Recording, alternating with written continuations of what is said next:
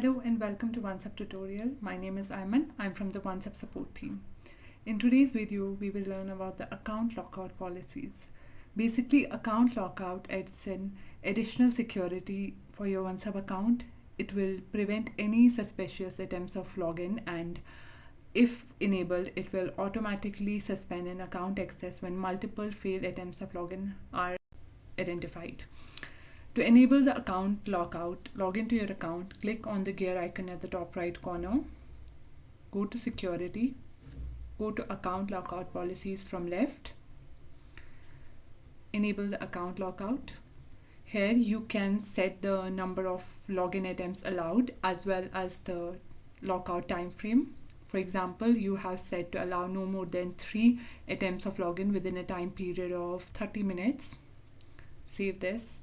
Now, if a user has 3 failed login attempts within 30 minutes of time, the user will be automatically locked out of their account and an email will be sent out to all the admin users about the security alert. Please know that this will only lock the particular user's account access, but all your booking links will function as normal. As an admin, you have the ability to unlock other users on your account. But if you're the only admin and you have been locked out, you would need to reach out to OnceHub support in order to unlock yourself. That's it. Thank you for watching.